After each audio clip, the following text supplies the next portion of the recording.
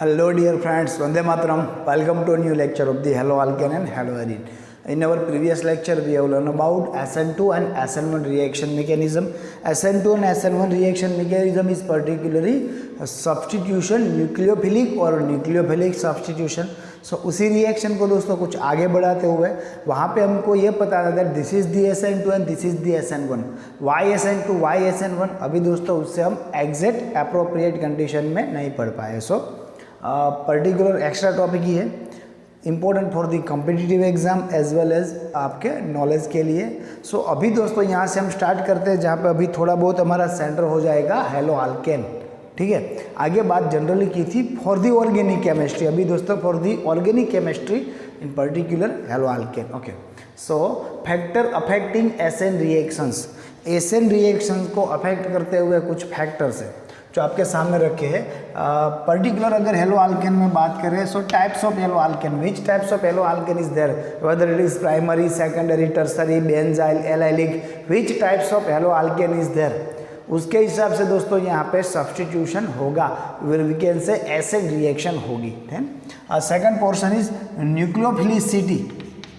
What is nucleophilicity दोस्तों, इसके base पे हम इस लेक्चर की मेजोरिटी पोर्शन हम पढ़ेंगे. So nucleophilicity is also a strong point particular to determine that particular SN reaction is SN2 और SN1. सो न्यूक्लियोफिलिसिटी पे दोस्तों आज के लेक्चर में हम कुछ फोकस करेंगे. Then nature of leaving group, fugacity. जो लिविंग ग्रुप है, सपोज हमने रिएक्शन की थी CH3Cl क्लोरोमीथेन की. क्लोरोमीथेन की रिएक्शन कर रहे थे तब दोस्तों OH- वॉज अटैकिंग ग्रुप और वी कैन से न्यूक्लियोफाइल. तब Cl- कितनी इजीली लीव कर सकता है. Sir nature of leaving group, nature of leaving group related to fugacity. And this solvent effect दोस्तों हमने कौन सा सॉल्वेंट ले रखा है उसके बेस पे ही वहाँ पे SN2 या SN1 क्या हो सकती है उसकी कुछ पॉसिबिलिटी है. सो वो भी हमको ध्यान में रखना है. ठीक है, सो दोस्तों स्टार्ट करते हैं उसमें से जो ज़्यादा इंपॉर्टेंट है, that is nucleophilicity. Nucleophilicity, okay, what is nucleophilicity? For that we have to remind nucleophile. Nucleophile को रिमाइंड करना पड़ेगा. then and then we can talk about nucleophilicity. So what are nucleophiles? Nucleophiles are anions or neutral compounds which are ready to donate electron. उसके पास ज़्यादा electron है जो donate कर सकते हैं, donate to centre. That's why they are known as a nucleophile. जो Lewis base भी है बिकॉज ऑफ डोनेटिंग नेचर. अपने पास जो एक लोन पेयर है वो लोन पेयर को डोनेट करते हैं. दैट ग्रुप्स और that ions are known as a nucleophile. What is nucleophilicity? Nucleophilicity क्या है, कितनी इजीली ये डोनेट कर सकते हैं. Okay, what is nucleophilicity? So nucleophilicity is nothing but the nature to donate lone pair easily. कितने easily ये लोन पेयर इलेक्ट्रॉन को डोनेट कर सकते हैं, दैट इज न्यूक्लियोफिलिसिटी. जितनी इजीली ये लोन पेयर इलेक्ट्रॉन को डोनेट करके जितनी इजीली कोवेलेंट बॉन्ड बनाएंगे उतनी उसका बेसिक नेचर ज़्यादा है. और जितना बेसिक नेचर ज़्यादा है उतनी न्यूक्लियोफिलिसिटी ज़्यादा है. So ultimate we can say nucleophilicity is direct related to the basic nature of the compound.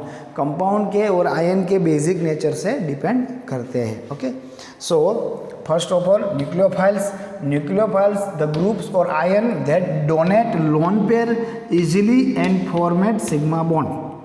Nucleophilicity, nature of the donate lone pair easily, कितनी इजी डोनेट हो सकता है. सो जितनी इजी दोस्तों लोन पेयर का डोनेशन होगा उतनी ही न्यूक्लियोफिलिसिटी ज़्यादा होगी, उतनी ही बेसिसिटी ज़्यादा होगी, क्योंकि इलेक्ट्रॉन डोनेट करना और लुईस बेस की एक प्रॉपर्टी है.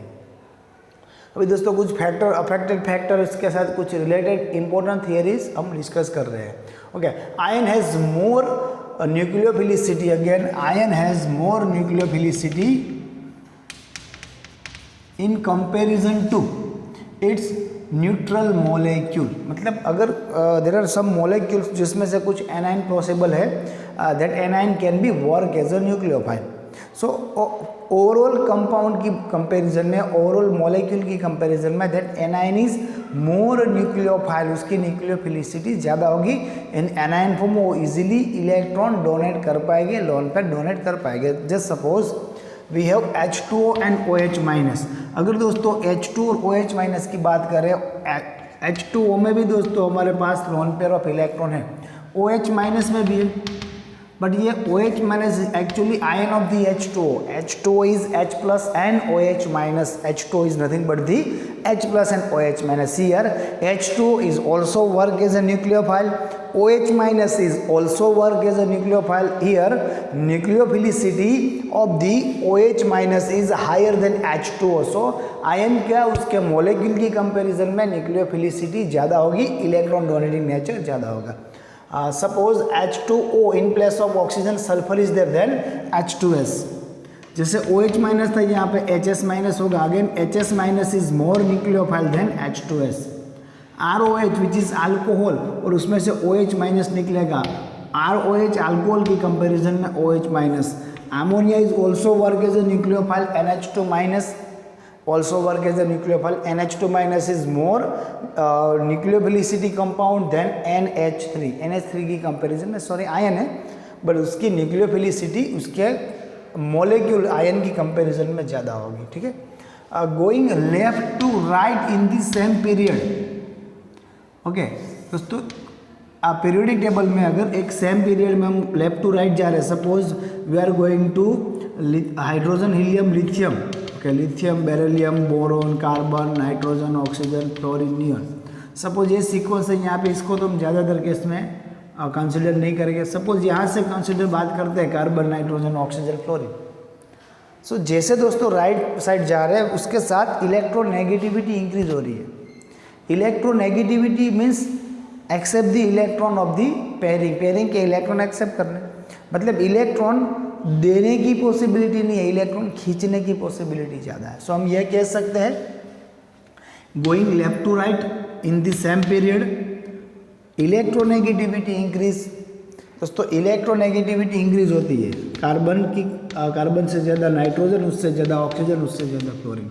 जैसे दोस्तों इलेक्ट्रोनेगेटिविटी इंक्रीज हुई, electronegativity is actually nature of tacking electron. किसी को देना नहीं है, किसी से ले लेना है. सो इलेक्ट्रॉन डोनेट करना, दैट इज द न्यूक्लियोफिलिसिटी. सो हम ये कह सकते हैं जितनी इलेक्ट्रोनेगेटिविटी ज़्यादा उतनी न्यूक्लियोफिलिसिटी कम. यार you can say nucleophilicity decrease हो रही है. दिस इज मैंने शॉर्ट में लिखा nucleophilicity. Going left to right in the same period nucleophilicity decrease. Why nucleophilicity decrease? Because electronegativity increase. Electronegativity is the nature to accept the electron, not donate the electron. So अगर दोस्तों carbon, nitrogen, oxygen और fluorine की comparison करें तो यहाँ पे electronegativity increase हुई. It means यहाँ पे दोस्तों न्यूक्लियोफिलिसिटी का जो रेशो होगा इससे समहाउ डिफर ही होगा. Carbon, oxygen, nitrogen and carbon कुछ इस तरह से हो जाएगा. यू कैन सी हमारे पास कुछ कंपाउंड्स है. Okay, we have some compounds NH3 and H2O. Both are weak nucleophile, मतलब इसकी न्यूक्लियोफिलिसिटी कम है. बट अगर ये दोनों में आपको आइडेंटिफाई करना है which one is more nucleophile and which one is less, so we can say H2O is more nucleophile, H2O has more nucleophilicity in comparison to ammonia. Why? बाकी सब दोस्तों यहाँ पे इक्वल है. The difference is nitrogen and oxygen. Nitrogen और oxygen में इसकी electronegativity ज़्यादा है. सॉरी दोस्तों यहाँ पे कुछ गलती कर दी हमने. क्या गलती की यहाँ पे दोस्तों? गलती ये कि इन दोनों में न्यूक्लियोफिलिसिटी एमोनिया की ज़्यादा होगी बिकॉज ऑक्सीजन की इलेक्ट्रोनेगेटिविटी ज़्यादा है. ओके, यहाँ पे मिस्टेक थी, अभी समझ जाना है. Okay, R3P and I2S. अगर फॉस्फोरस और सल्फर की इलेक्ट्रोनेगेटिविटी की बात करें, मतलब यहाँ से नीचे थे, ऑक्सीजन के नीचे कौन आएगा? ऑक्सीजन के नीचे सल्फर, नाइट्रोजन के नीचे phosphorus. So electronegativity of this sulphur is higher than phosphorus. Electronegativity ज़्यादा है, इट मीन्स न्यूक्लियोफिलिसिटी कम होगी. R3P एंड R2S में दोस्तों इसकी इलेक्ट्रोनेगेटिविटी ज़्यादा है, दैट्स वाई न्यूक्लियोफिलिसिटी कम है. ये भी इंपॉर्टेंट पॉइंट है, याद रखना है. One more thing, nucleophilicity in period proportional to basicity और न्यूक्लियोफिलिसिटी प्रोपोर्शनल टू बेसिसिटी. जितना बेसिक नेचर ज़्यादा, जितनी इलेक्ट्रॉन डोनेट करने का नेचर ज़्यादा, उतनी न्यूक्लियोफिलिसिटी ज़्यादा. सपोज दोस्तों हमारे पास कुछ आयन्स हैं, CH3 minus, OH minus, F minus, NH2 minus. ये negative ions, it means they have more electron, they are electron rich, जो they are ready to donate electron. If they are electron donor they are Lewis base. अभी दोस्तों इसमें अगर आपको basicity किसकी ज़्यादा है वो अगर देखना है और डायरेक्टली पता न चले तो इसका एसिडिक नेचर किसका ज़्यादा किसका कम ये आप आइडेंटिफाई कर सकते हो। You can see suppose all they are base है, सभी बेस है। क्यों बेस है? आई रिपीट, ये सभी बेस क्यों है? बिकॉज इलेक्ट्रॉन डोनेट कर पाएंगे। सो इसके कॉन्जुगेटेड एसिड बनाना है, सबको प्रोटॉन डोनेट करो, H+ से रिएक्ट करो, H+ रिएक्ट होगा, carbon will donate electron, oxygen will donate electron, F- will donate electron, here nitrogen will donate electron. So अगर दोस्तों इसको प्रोटॉन देते हैं then CH3 become CH4। If this is base then this is conjugated acid. अगर ये base है OH- plus H plus H2O, F- plus H plus HF, NH2- plus HF NH3। Now they are conjugated acids. अभी दोस्तों यहाँ पे जिसका acidic nature सबसे ज़्यादा है, now they are conjugated acid. और यहाँ से एसिड नेचर हम किस तरह से आइडेंटिफाई कर सकते हैं? जो सबसे ज़्यादा सबसे इजीली H+ डोनेट करेगा वो सबसे ज़्यादा एसिडिक है। जो सबसे ज़्यादा एसिडिक होगा, जो सबसे ज़्यादा एसिडिक होगा वो सबसे कम बेसिक होगा। यहाँ पे दोस्तों अगर अप्रोप्रिएट एसिड टर्म की बात करें, ये सबसे ज़्यादा इसका एसिडिक नेचर होगा HF, हाइड्रोहेलोजेनिक एसिड। सो ये सबसे ज़्यादा एसिडिक, इट मीन्स ये सबसे कम बेसिक रहा। इसके बाद ये तो न्यूट्रली हमने पढ़ा है, ammonia is somehow actually base, जो भी आपने 11th में पढ़ा है। इट मीन्स इसके बाद सेकंड नंबर पे यही आएगा, बिकॉज H2 है वो double tendency acid and base. But इतना है, इसको हम एसिड में कंसिडर कर सकते हैं in comparison to ammonia and CH4। So ये सबसे ज़्यादा एसिडिक है, ये सेकंड नंबर पे आएगा। इन दोनों में थर्ड नंबर पे this is neutral, this is basic.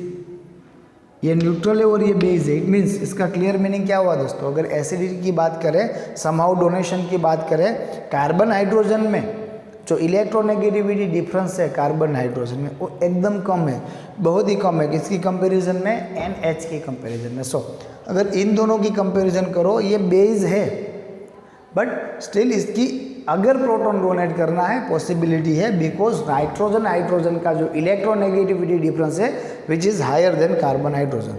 सो अगर ये एसिडिक नेचर में ये फर्स्ट है, सेकंड है, थर्ड है और ये फोर्थ है, अगर ये एसिडिक नेचर हुआ सो इसके कॉन्जुगेटेड बेस में बेसिक नेचर इससे अपोजिट होगा। सो सबसे ज़्यादा स्ट्रॉन्ग बेस कौन होगा? जिसका नंबर 4 है वो सबसे ज़्यादा स्ट्रॉन्ग बेस। यही इतने ही कंपाउंड की बात करते हैं। देन उसके बाद वाला इसका कॉन्जुगेटेड बेस इसका होगा 2, देन ये होगा 3 और ये लास्ट होगा 4। सो बेसिसिटी सबसे ज़्यादा किसकी? CH3-, उसके बाद NH2-, उसके बाद OH-, देन F-।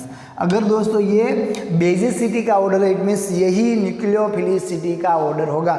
इन सब में सबसे ज़्यादा न्यूक्लियोफिलिसिटी CH3- की, सबसे कम HF- की। ओके, यहाँ पे दोस्तों आपको कुछ एसिड और वीकेंड से एसिडिक ग्रुप दे रखे हैं। आपको एक बात दिमाग में रखनी है, जितना एसिडिक नेचर ज़्यादा उतना बेसिक नेचर कम, उतनी बेसिसिटी कम। सो ये डिक्रीजिंग ऑर्डर है, decreasing order of the acidic nature. Sulphonic acid, carboxylic acid, phenol, H2O, alcohol, alkyne and ammonia. So ये सबसे स्ट्रॉन्ग एसिडिक नेचर है। फिर ये एसिडिक नेचर का डिक्रीजिंग ऑर्डर है। अगर दोस्तों ये एसिडिक नेचर का डिक्रीजिंग ऑर्डर हुआ, it means increasing order of the basicity यही होगा। ये सबसे कम बेसिक, उससे ज़्यादा, उससे ज़्यादा, उससे ज़्यादा, उससे एट द एंड इन सब में सबसे स्ट्रॉन्ग न्यूक्लियोफिलिसिटी किसकी होगी? अमोनिया की होगी, बिकॉज एसिडिक नेचर कम है, सो बेसिक नेचर ज़्यादा होगा। ये भूलना नहीं है। Okay, there is one more parameter which is affect the nucleophilicity, that is resonance. तो as resonance is high, nucleophilicity low. जितना रेजोनेंस ज़्यादा होगा उतनी न्यूक्लियोफिलिसिटी कम होगी। I am going to give you one example. दोस्तों क्लास में आप सब ने इकट्ठा होके आपने फंड राइज किया, मतलब आपके पास कुछ फंड है 1000 रुपये है और 1000 रुपये आपको मेरे को दे रहा है, मैं आपसे मांग रहा हूँ दैट आई नीड दिस। और पहली बेंच पे जो स्टूडेंट बैठा है उसको मैं बोलूँगा जो फंड तेरे पास है वो फंड मेरे को दे दे। अगर वहाँ पे रेजोनेंस नहीं है तो डायरेक्टली क्या करेगा, वो अपने पैसे निकाल के दे देगा। इफ रेजोनेंस इज देयर, आपको ये है कि आपको ये पैसे इतने इजीली नहीं देने हैं। सो मैं मांग रहा हूँ वो जो पैसे हो मेरे को दे दो, क्या करेगा, मेरे पास नहीं है, पीछे वाले ने ले लिए, पीछे वालों को पूछूंगा मेरे पास नहीं है, ये पीछे वाले ने ले लिए। फिर सर ये तो मिडिल बेंच में से किसने ले लिया, सर ये तो राइट में से किसी ने लिए, और लास्ट में जब यहाँ तक पहुँचूंगा तो ये क्या बताएगा, सर फर्स्ट बेंच पे थे, आपको तो पता है। सो रेजोनेंस इज देयर, आपके पास ज़्यादा इलेक्ट्रॉन है, आपके पास मनी है, बट आप डोनेट नहीं कर पा रहे हो बिकॉज ऑफ रेजोनेंस। उसकी जगह पे दोस्तों अगर रेजोनेंस नहीं है, मतलब एक ही के पास पैसे है, वो कन्फर्म है, चलो पैसे निकालो, ये लो सर। सो अगर रेजोनेंस नहीं है, पैसे मीन्स इलेक्ट्रॉन डोनेट जल्दी हो गया, अगर रेजोनेंस है जल्दी नहीं होगा। सो इलेक्ट्रॉन डोनेशन अगर जल्दी नहीं होता है तो न्यूक्लियोफिलिसिटी कम, इलेक्ट्रॉन डोनेशन जल्दी होता है तो न्यूक्लियोफिलिटी ज़्यादा। सो यहाँ पे न्यूक्लियोफिलिसिटी रेजोनेंस की वजह से कम होगी, बिकॉज जितना ज़्यादा रेजोनेंस उतना इलेक्ट्रॉन डोनेटिंग नेचर कम होगा। यू कैन सी ये OH माइनस से अगर किसी ने इलेक्ट्रॉन मांगे ये इजीली डोनेट कर देगा, but suppose this is phenoxide, okay, this is phenyl ring and this is O minus. जैसे यहाँ से किसी ने इलेक्ट्रॉन मांगा, रेजोनेंस स्टार्ट हो जाएगा, ये पूरी साइकिल घूमती रहेगी। बिकॉज ऑफ दैट रेजोनेंस जल्दी से इलेक्ट्रॉन डोनेट नहीं होगा। सो याद रखना है, जितना ज़्यादा, आई रिपीट, जितना ज़्यादा रेजोनेंस न्यूक्लियोफिलिसिटी उतनी कम। Then higher volume of the supporting compounds, not from the particular donating group. दोस्तों साथ में जो भी ग्रुप जुड़े हैं उसका वॉल्यूम जितना ज़्यादा होगा, जितना बल्की होगा, उतनी इजीली वहाँ से इलेक्ट्रॉन डोनेशन नहीं हो पाएगा। You can see big volume और higher volume base, big volume base और higher volume base with the high basicity but still low nucleophilicity because of special resistance. Suppose यहाँ पे दोस्तों कार्बन के साथ मिथाइल O है। So this is tertiary butyl alkoxide, alcohol का ion है alkoxide, and this is ethane oxide और ethyl alkoxide. यहाँ पे दोस्तों इसकी बेसिसिटी ज़्यादा है, एक्चुअली डोनेट करने की capacity of this oxygen is higher than this oxygen.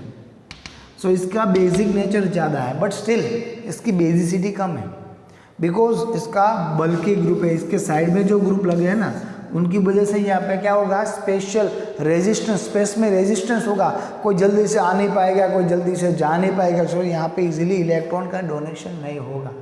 सो दिमाग में रखना है, कई बार बिकॉज ऑफ बल्कि group, because of haziness, because of high special resistance, space में जो अरेंजमेंट है वहाँ पर रेजिस्टेंस ज़्यादा होगा, उसका एक्चुअल बेसिक नेचर ज़्यादा है, उसको डोनेट करना है, बट बिकॉज ऑफ दिस बल्कि ग्रुप डोनेशन नहीं हो पाएगा।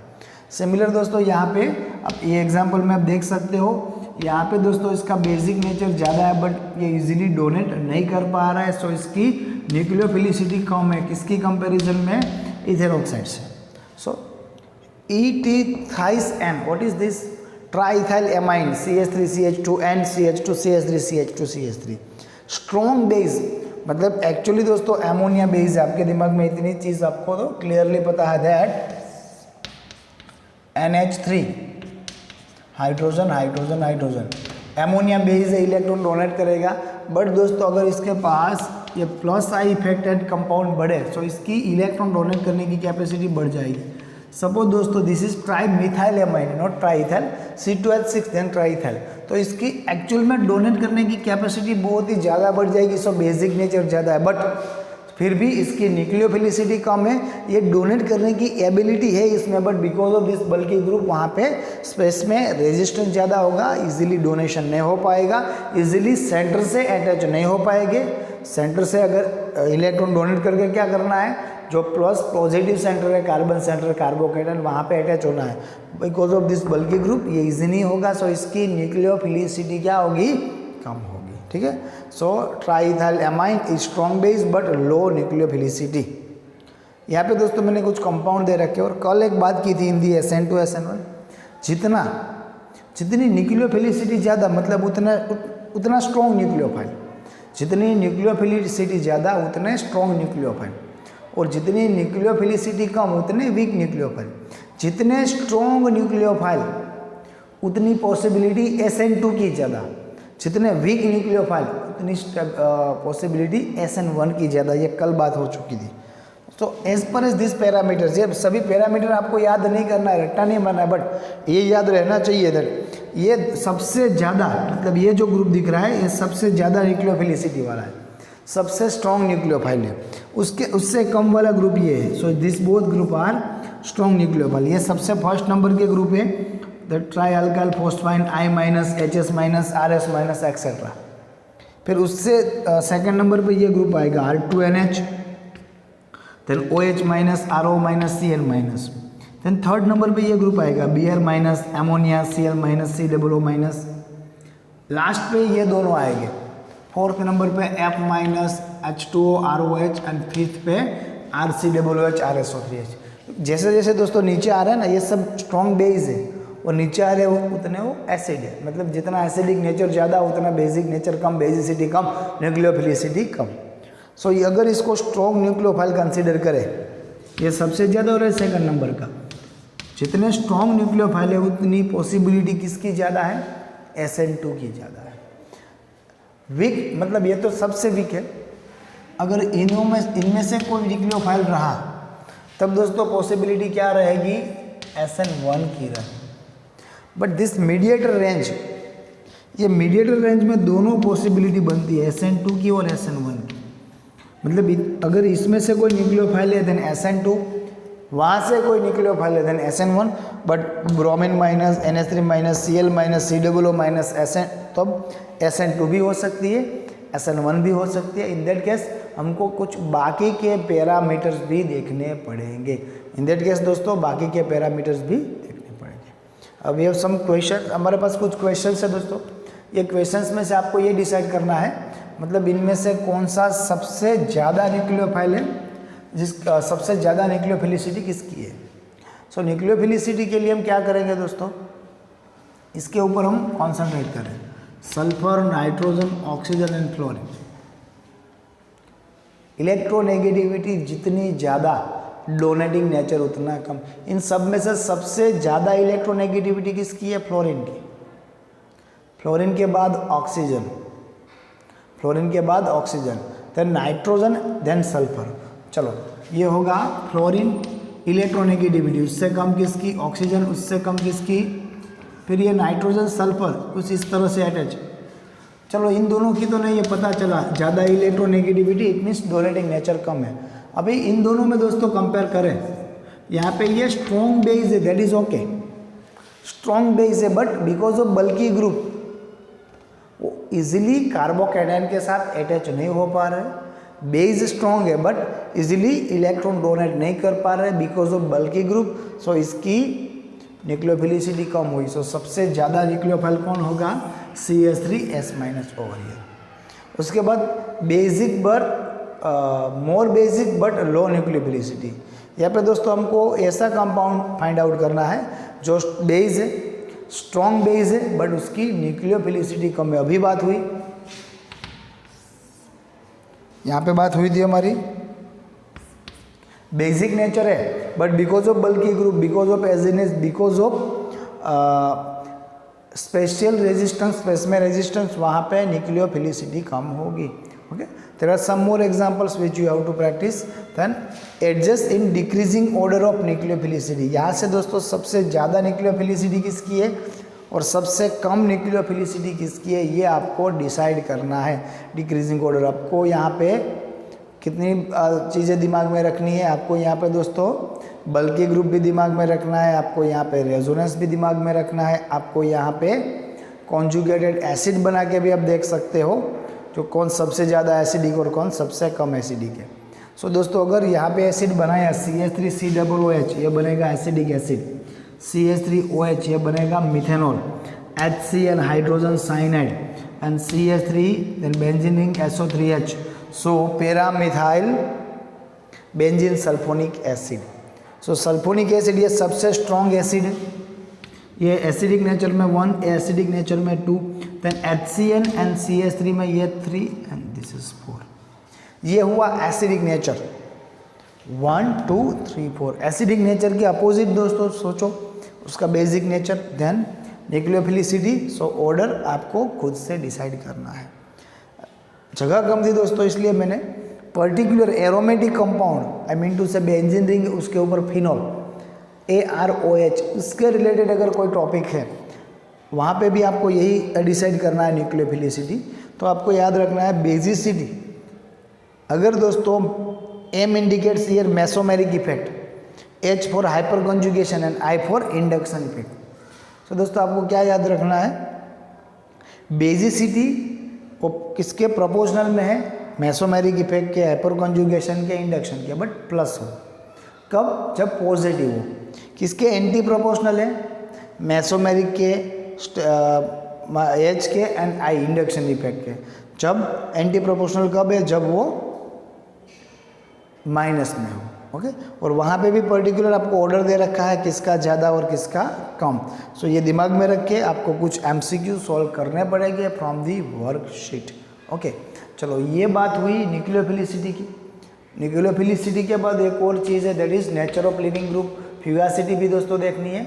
उसके बाद नेक्स्ट लेक्चर में हम सॉल्वेंट इफेक्ट की भी बात करेंगे। ओके, सो ये टॉपिक जैसे हमने पहले बात की, particular for the competitive exam you can make your out notes from the board work. Okay,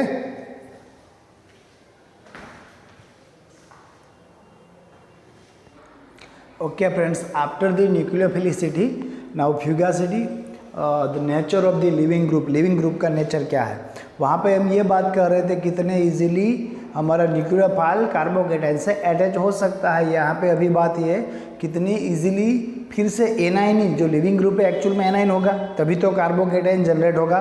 so C+ से जो भी लिविंग ग्रुप है कितना इजीली लिव हो सकता है। ओके, सो उसके लिए दोस्तों हमको कुछ बातें करनी पड़ेगी। फर्स्ट ऑफ ऑल जो भी लिविंग ग्रुप होगा वो एनाइन ही होगा। एज वी नो, ये कार्बन से सपोज यहाँ से कोई भी निकल रहा है, इलेक्ट्रॉन लेके निकलेगा तभी तो हमको कार्बोकेटाइन मिलेगा। So must be anion. उसके बाद दोस्तों स्टेबिलिटी ऑफ दैट एनाइन, वही एनाइन की स्टेबिलिटी जितनी ज़्यादा, कौन से एनाइन की, जो leaving as a leaving group work कर रहा है, stability of that anion is higher than, अगर वो हायर रही then we can say bond breaking is quick. अगर जो भी एनाइन निकलने वाला है, अगर वहाँ से इलेक्ट्रॉन लेके जो भी एनाइन निकलेगा वो एनाइन की खुद की स्टेबिलिटी ज़्यादा, उसको पता है दैट आई एम स्टेबल, तब दोस्तों बॉन्ड जल्दी से ब्रेक करके निकल जाएगा। अगर उसकी स्टेबिलिटी कम रही तो उसको डर लगेगा, अगर यहाँ से मैंने छोड़ दिया तो मेरे को कौन संभालेगा, बिकॉज आई एम अनस्टेबल। और we can say stability is low. Stability यहाँ पे भी दोस्तों एक्चुअल में लो ही है। They are short lives, they are reactive intermediates anion और कैटाइन। बट कंपेरेटिवली जैसे हमने कैटाइन में बात की थी, प्राइमरी और 1 degree cation, 2 degree cation, 3 degree cation, same way यहाँ पे भी एनाइन की अपनी खुद की स्टेबिलिटी होती है। जितनी एनाइन की स्टेबिलिटी ज़्यादा, लिविंग ग्रुप की स्टेबिलिटी ज़्यादा, उतना जल्दी से वो बॉन्ड ब्रेक हो सकता है। सो फ्यूगासिटी और we can say nature of the leaving group is proportional to acidic of the conjugated acid. मतलब जो भी ग्रुप निकल रहे, एक्चुअली निकलने वाला ग्रुप एसिड होगा, बेस होगा, सॉरी। सपोज दोस्तों यहाँ से RH से हमको ये मिल रहा है R+ and X-। Actually this X- is leaving group, but this leaving group now वो एक तरह का लुईस बेस है। क्यों? क्योंकि उसके पास ज़्यादा इलेक्ट्रॉन है। अगर कोई सूटेबल कंपाउंड मिला तो उसको इलेक्ट्रॉन डोनेट करेगा, अगर इलेक्ट्रॉन डोनेट करेगा देन बेस नेगेटिव आयन है, इट मीन्स वो लुईस बेस फॉर्म में है। सो दोस्तों आगे हमने क्या किया था, जो भी बेस हो उसको प्रोटॉन डोनेट करके उसका कॉन्जुगेटेड एसिड बनाया था। और वहाँ पे हमने ये देखा था जितनी एसिडिक नेचर ज़्यादा, जितनी एसिडिटी ज़्यादा होगी उतना बेसिक नेचर, बेसिसिटी कम होगी, उतनी न्यूक्लियोफिलिसिटी भी कम होगी। यहाँ पे दोस्तों जितना एसिडिक नेचर ज़्यादा उतनी फ्यूगासिटी भी ज़्यादा, ग्रुप को लीव करने की कैपेसिटी भी ज़्यादा। सो सिमिलर कंटेंट है, इसको भी H+ डोनेट करो, इसका कॉन्जुगेटेड एसिड बनाओ। अगर ये कॉन्जुगेटेड एसिड का एसिडिक नेचर ज़्यादा है, इट मीन्स इसकी फ्यूगासिटी ज़्यादा है, जल्दी से निकल सकता है। So fugacity is proportional to 1 basicity और anti proportional to basicity and proportional to the acidity of the conjugated acid. Suppose fluorine, chlorine, bromine and minus iodine, sorry ion form में fluoride, chloride, bromide and iodide. अगर इसके conjugated acid हम बनाए after the donating of H+, F- HF, HFCl HCl, then HBr, then HI। सो ये conjugated acid में कौन सा एसिड सबसे ज़्यादा स्ट्रॉन्ग है? ये सबसे ज़्यादा एसिडिक है, दिस लिस्ट एसिडिक। सो यहाँ पे दोस्तों ये अगर एसिडिक स्ट्रेंथ ये रहा, जितना इसके कॉन्जुगेटेड आयन का एसिडिक कॉन्जुगेटेड एसिड का एसिड स्ट्रेंथ ज़्यादा होगी उतनी उसकी फ्यूगासिटी ज़्यादा होगी। सो I माइनस की फ्यूगासिटी ज़्यादा है। दोस्तों OH माइनस एंड PHO, इन दोनों में किसकी ज़्यादा होगी? OH माइनस एंड PHO में PHO की, H2O एंड PHOH में PHOS की, बिकॉज ये जल्दी से निकलना चाहते हैं। एक बार इलेक्ट्रॉन लेके निकल लिए फिर अपनी स्टेबिलिटी है। यहाँ पे PHO फिनॉक्साइड की स्टेबिलिटी कैसे है? Because of resonance. You can सी, अगर वो निकल गया वहाँ से इलेक्ट्रॉन लेके, अभी वो इतना भी अनस्टेबल नहीं है जितना नॉर्मल ऑक्साइड होता है, बिकॉज उसके पास उसकी स्टेबिलिटी इंक्रीज करने के लिए क्या रास्ता है? Resonance is there. Because of resonance यहाँ पे क्या होगा? स्टेबिलिटी ज़्यादा। सो ये नेगेटिव आयन की, एनायन की जितनी स्टेबिलिटी ज़्यादा इतना इजीली बॉन्ड ब्रेक होगा, उतनी फ्यूगासिटी ज़्यादा। सो इसकी ज़्यादा है इन कंपेरिजन टू OH। H2O की कंपेरिजन में इसके कॉन्जुगेटेड एसिड बनाते हैं OH plus H H2O, PHO plus H phenol.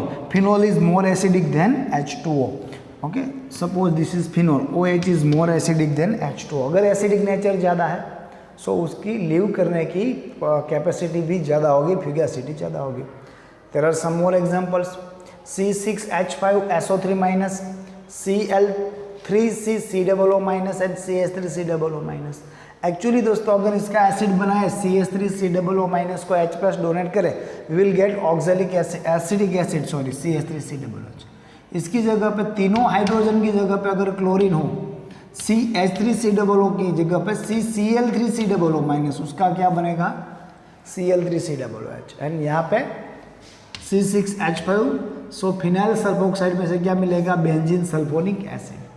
अभी यहाँ पे दोस्तों हमको ये फ्रॉम दी कॉन्जुगेटेड एसिड कौन से एसिड के एसिडिक नेचर सबसे ज़्यादा होगा?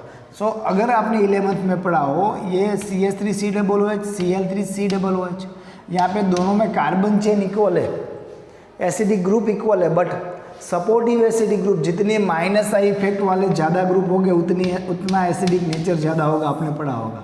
सो ये ज़्यादा एसिडिक है। यहाँ पे माइनस आई इफेक्ट है but resonance is not there, यहाँ पे रेजोनेंस भी है। सो ये उससे भी ज़्यादा एसिडिक है। सो अगर ये एसिडिक ऑर्डर रहा तो यही उसका लिविंग ग्रुप नेचर और we can say leaving order भी रहेगा। एक और चीज़ दोस्तों याद रखनी है, जैसे बेसिक नेचर के लिए हमने पॉजिटिव इफेक्ट को थोड़ा ज़्यादा इंपॉर्टेंट दिया था, यहाँ पे नेगेटिव इफेक्ट का इंपॉर्टेंस ज़्यादा होगा। Acidic nature is proportional to minus I effect और माइनस एच इफेक्ट और माइनस एम इफेक्ट।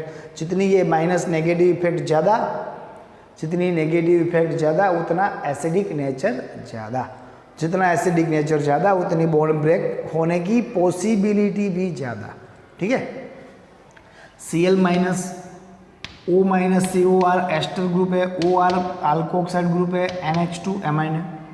अगर दोस्तों H प्लस डोनेट करते हैं then HCl, then this is actually क्या होगा? ये कार्बोक्सिलिक एसिड होगा। यू कैन सी R, उसके बाद carbon double bond O and OH, so ये एसिड होगा। देन ये क्या होगा? ROH अल्कोहल होगा और ये क्या होगा? एमोनिया होगा। सो आपको पता है सबसे ज़्यादा strong acid over here is HCl, then carboxylic acid, then alcohol, then ammonia. यही एसिडिक ऑर्डर का डिक्रीजिंग ऑर्डर है। सबसे ज़्यादा एसिडिक, सबसे कम एसिडिक, इट मीन्स सबसे ज़्यादा फ्यूगासिटी, सबसे कम फ्यूगासिटी। इसमें आप खुद से भी दोस्तों देख सकते हो। सपोज CH3 की जगह पे तीनों हाइड्रोजन को फ्लोरीन से रिप्लेस किया, CF3SO3 माइनस, और यहाँ पे Me means methyl, CH3SO3 minus. तो अगर यहाँ पे H देते हैं देन CH3SO3H, और यहाँ पे क्या होगा? H की जगह पे CF3SO3H। सो दोनों में एक कार्बन है, दोनों में इक्वल एसिडिक ग्रुप है, SO3H sulphonic acid group. But दोनों में दोस्तों आप यहाँ पे देखो माइनस आई इफेक्ट हो, माइनस इंडक्शन इफेक्ट, ऐसे ग्रुप ज़्यादा है। सो इसका एसिडिक नेचर ज़्यादा होगा, दैट्स वाई इसकी फ्यूगासिटी भी ज़्यादा होगी। दोस्तों आपको याद रखना है OTS, that is paratoluene sulphonate ion, paratoluene sulphonate ion, इसको टोसाइलेट आयन भी कई जगह पे बोला है। This paratoluene sulphonate ion and N2+ are best leaving group. ये सबसे इजी लिविंग ग्रुप में से एक है।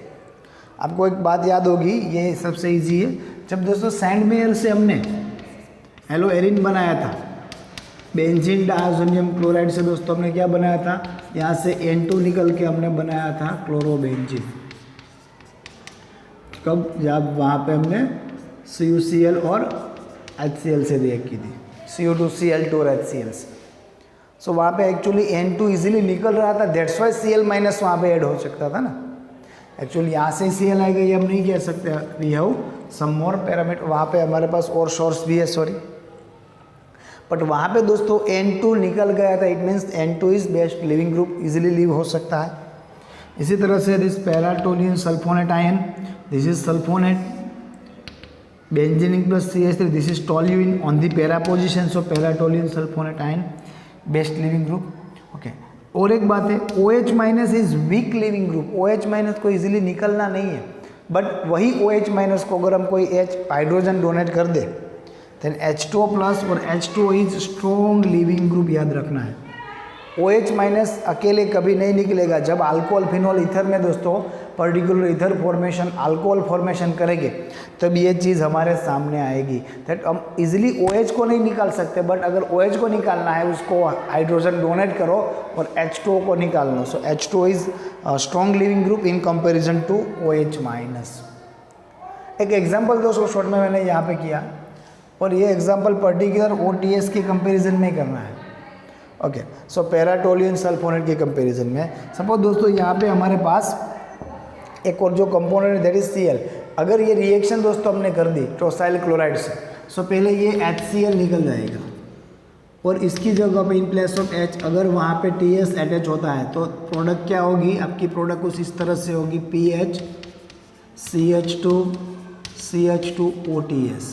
उसके बाद दोस्तों ये हुई प्रोडक्ट ए। प्रोडक्ट ए की रिएक्शन KBr के साथ करिए, यार Br- स्ट्रॉन्ग न्यूक्लियोफाइल क्या होगा? ये इजी लिविंग ग्रुप है, इजीली लिव कर देगा, उसकी जगह पे Br। देन प्रोडक्ट क्या होगी? PH which means phenyl CH2 CH2Br हुई। यही पढ़ना था।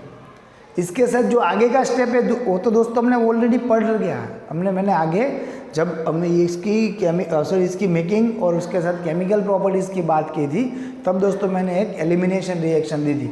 जब अल्कोहलिक KOH होगा, अल्कोहलिक KOH, तो क्या करेगा? K + Br- KBr OH and H, that is H2O, and your product is PH CH2 में से एक H निकला, CH ड्यूल बॉन्ड CH2।